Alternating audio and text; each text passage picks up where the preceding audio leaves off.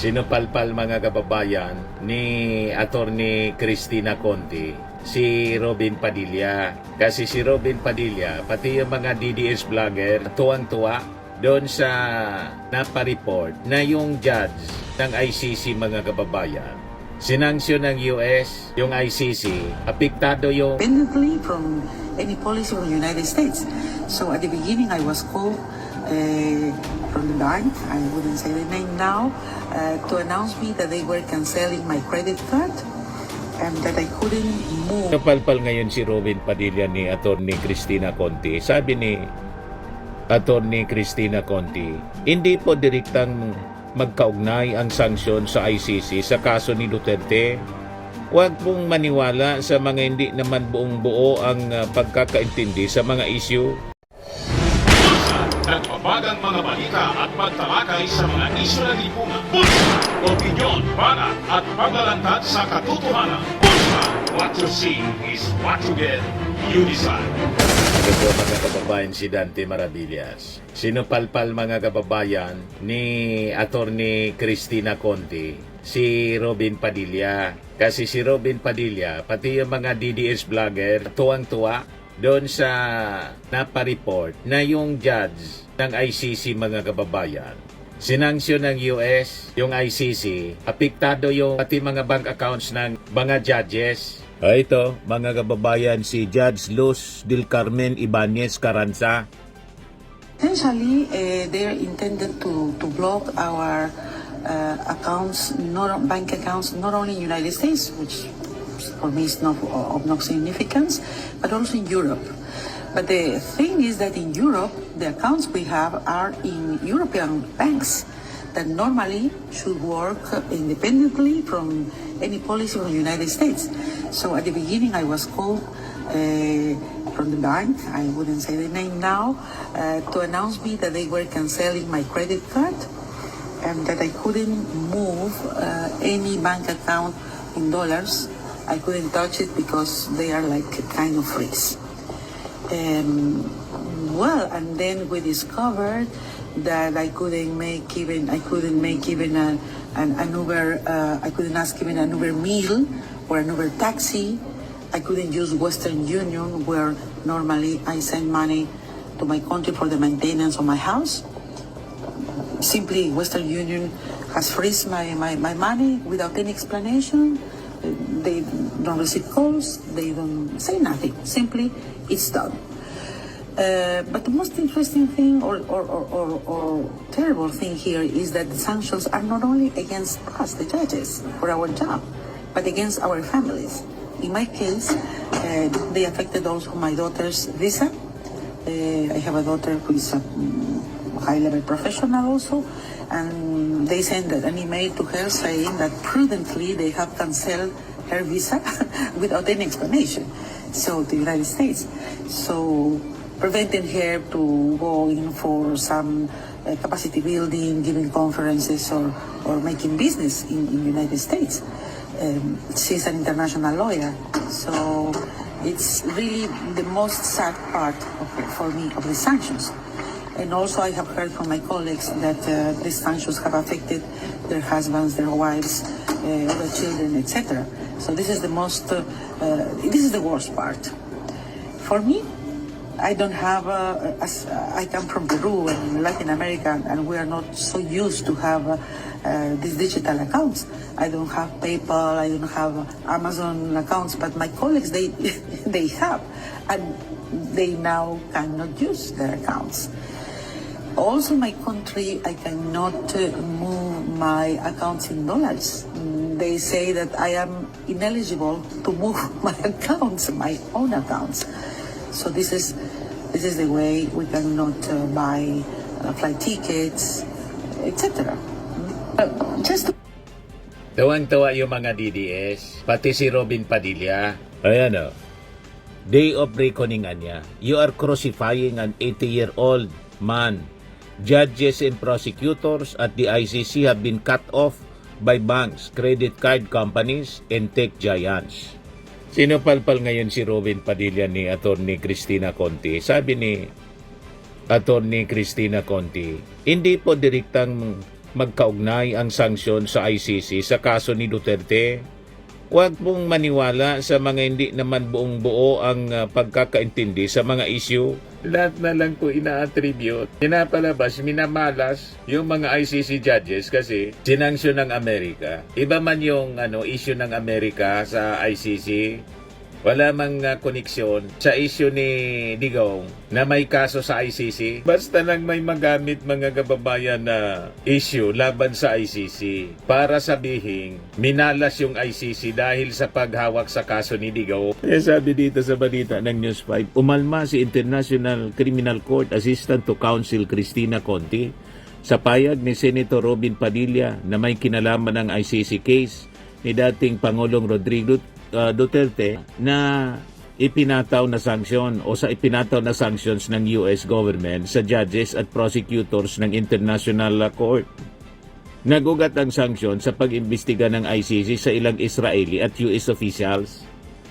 Sabi kasi ni Robin Padilla, nakakatakot kapag ang nag-iisang Diyos na ang gumanti sa mapagmataas, makapangyarihan at walang puso. You denied him, referring to Digong, the house arrest that the Filipinos are demanding, sabi ni Robin. Kaya sabi ni Atty. Conti, hindi po direktang magkaugnay ang sanksyon sa ICC sa kaso ni Duterte. Hindi karma ng judges o sino mang bahagi ng ICC ang mga nangyari. Tama. Anong kinalaman doon ng ICC judges? Iba man yung kaso, issue to ng ICC sa Israel at sa Amerika. Biniltan kasi ng Amerika yung ICC. So anong kinalaman doon? Tama si Conti po. Anong kinalaman doon sa kaso ni Digong? Laban din yun ng Amerika at Israel sa ICC. Hindi laban ni Digong. Lahat na lang sinasakyan ninyo yung kwento para lang makumbinsi ang ating mga mamamayang Pilipino na makauwi na si Digong. Yung signature campaign nga ninyo na may titulong "Tay kami naman", umabot pa lang sa 10,000. Kaya yung tanong ng mga netizens, kung 10,000 pa lang yung pumipirma, nasaan na yung 32 million na bumoto kay Sara? Yan signature campaign. 10,000 pa lang mga kababayan yung nakapirma. Asa na yung million, 32 million na bumoto kay Sara? Madaling sabi, tama yung mga analysis natin. Yung 32 million, 31 million, mga Marcos supporters. Wala man talaga po na constituency ang mga Duterte. Ang bumoto sa mga Duterte, mga Marcos supporters, nung sa Uniteam pa. Ngayon na hindi na po Uniteam, wala na po. Natunaw na yung mga bumoto kay Sara. Wala na. Nag-withdraw na lahat. Ang ebidensya, itong "Tay kami naman" signature campaign, 10,000 pa lang yung pumipirma. Kaya malabo po. Talagang magpapasko, mga kababayan, si Digong. At sa susunod pang mga Pasko, sa detention cell. At hindi malamang pagbibigyan yung kanilang kailangan na interim release. Kasi itong signature campaign na ginagawa nila, isa pa itong rason para hindi pagbigyan. Di ba? Ito yung patunay, mga kababayan, naging base. Hindi na niya babalik si Digong pag pinagbigyan. Hindi na harap, sabi ng mga judges po ng ICC. Hindi na harap sa hearing. Lalo't hindi nila nire-recognize ang ICC. Ang tawag ni Harry Roque sa pag-arrest kay Digong, kidnapping. Until today, kidnapping ang tawag nila. Pero yung ating Pangulong Bongbong, mga kababayan, bising-busy ngayong Pasko. Yung Palasyo Malacanang, sa panahon ng ating Pangulo BBM, nangyari na ang Malacanang, taon-taon binubuksan po sa publiko. Yan tara sa Palasyo. Napakasaya sa Palasyo. Paskong Pasko sa Palasyo. Di ba? Yan sa Palasyo, mga kababayan. Yung mga bata masayang-masaya, may carnival sila. May mga laruan. Di ba? Napakasaya sa Palasyo, mga kababayan ngayon. May simbang gabi. Napakasaya. Yan ang Palasyo Malacanang ngayon. Nakapunta na ako niyan. Last year kami ni Mrs. And invite everyone to relax and be together as a family here in Malacanang. What we prepared are for kids. We have carnival rides, we have games. This is all for free. We've invited different food stalls and vendors so that they also have kita this holiday season. We open at 6 and we close it at 11, and anybody can come in for free. This year, we have 2 new parts. We have the choir performances. So every 6 p.m. and 7 p.m. as we open the gates, you can hear Christmas caroling from the best voices around the Philippines. And then at 8 p.m., we have movie screenings so that the parents can also May pelikula relax pa, and enjoy while the kids are Di ba? playing the Napakaganda. games and the rides. Galing So kami we dyan want to offer a safe environment last week. for families to unwind. Everybody worked so hard this year. So we want to feel Christmas in Malacanang. And we can also have a look at our Christmas tree that we lit, I think 2 weeks ago or 3 weeks ago, with different paroles from all around the Philippines. Today is the first day. Today is the 16th of December. We have Kahapon Misa siya, de Gallo, binuksan. that is until the 24th.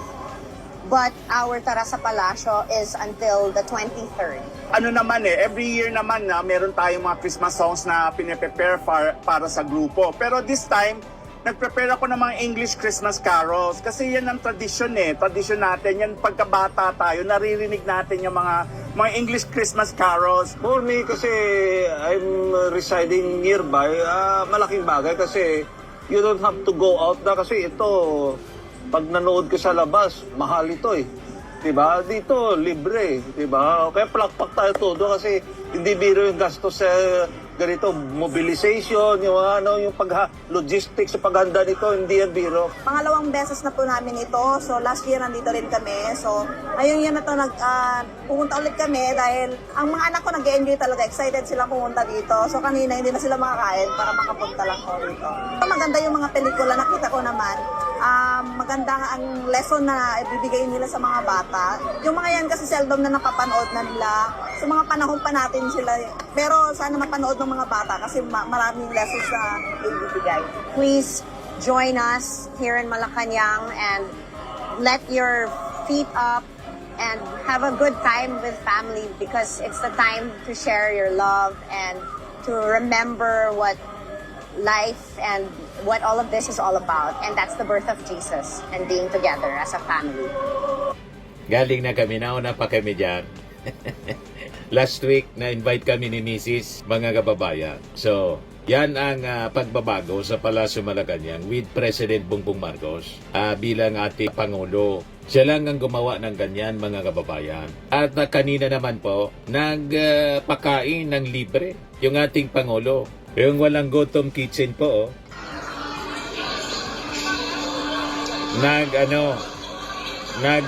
waiter yung ating Pangulong Bongbong para pakainin yung mga bata. Di ba? At yung mga matatanda. Walang gutom kitchen. Ayan yung ating Pangulong Bongbong. Di ba? Ayan yung report, mga kababayan, ng GMA. Pangulong Bongbong Marcos ang nagsilbing service crew dito po sa Walang Gutom Kitchen ng pamahalaan. So siya po yung isa sa mga nag-serve ng mga pagkain sa mga beneficiaries po. Ngayong hapon, pinabahagi pa rin po ng pag-celebrate ng maagang Pasko para sa mga Maagang Pasko para sa mga mahirap. Yan yung ating Pangulo. May mga gift na ipinamimigay sa mga indigent families. Indigent beneficiaries with DSWD Secretary Gatchalian. Yan po, mga kababayan. Nag-ala Santa Claus siya po. Namigay ng regalo at nagpakain po. Yan ang presidente. Si Sara, nasaan ngayon? Walang ginawa, lahat pansarili yung ginagawa, mga kababayan. Di ba? Yan ang talagang mapagmahal na Pangulo, lalo na sa ating mga mahihirap. Ramdam ng ating mga mamamayang Pilipino ang espiritu ng Pasko. Ito naman mga bata at matanda, mga kababayan, binigyan ng regalo.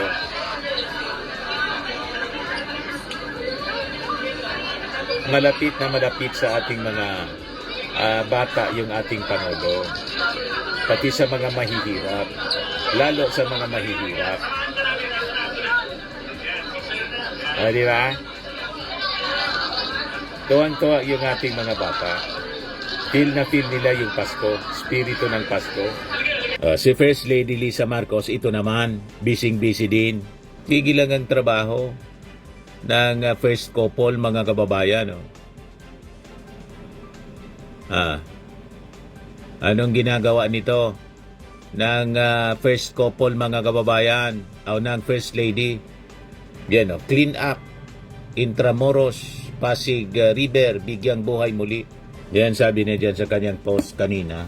Preparing for the Philippines 2026 ASEAN chairship, visited the Pasig River Esplanade to see how we can make this shared space cleaner, more sanitary, and more welcoming for the over 10,000 visitors who pass through every day. Instead of scattered tents, we are putting up uniform vendor booths, each equipped with proper amenities like sink, mini fridge, microwave, and more to ensure both cleanliness and dignity for our vendors. We are also launching a Clean As You Go program to encourage everyone to reduce, reuse, and recycle so waste ends up where it belongs. The Pasig River is here to stay, and so is our responsibility to care for it. Together, we can make it cleaner, safer, and more suitable for generations to come. Excited to see all of this come together by late January. Yan yung First Lady, mga kababayan. Hindi sila nagsasayang ng oras. Trabaho lang ng trabaho. Kita ninyo. Very presentable. Nagkahanap buhay din yung mga vendors. Yan, sa Esplanade, Pasig River. Yan po yung mga basurahan. Yan yung plano. Napakaganda na po ng Pasig River Esplanade. Tingnan ninyo sa paggabi. Yan ang itsura, mga kababayan. Diba? Mga kababayan, napakaganda na. Parang nasa ibang bansa.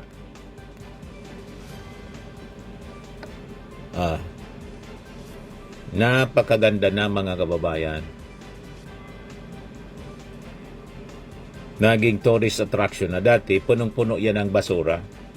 Dinevelop, mga kababayan, ng ating Pangulo. Yan na siya. Pasyala na siya, mga kababayan. Diba? Maraming tao at may mga vendors. Presentable yung kanilang mga pwesto. Diba? Nagkanegosyo sila, mga kababayan. Yan na siya ngayon. Parang nasa ibang bansa na ang itsura. Diba? Napakaganda na at napakalinis na. Yan na siya, mga kababayan. Yan paggabi. Ang sarap mamasyal at maglakad-lakad.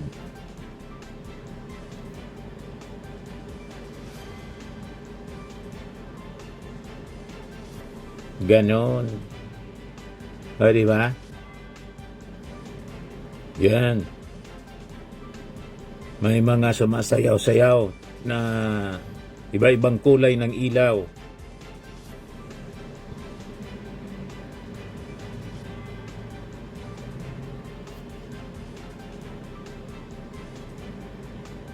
Napakaganda.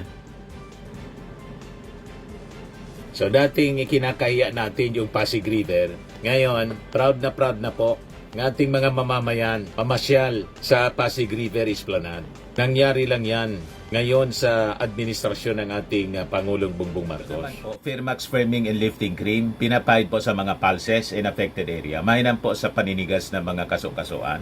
Ito naman po, Automax Radiant Serum. Sa mukha naman yung application, anti-aging po siya. You will look 10 years younger than your age. Sa mga cancer patients naman po, baka lang gusto ninyo itong itry. Neng siya red mixed fruit drink.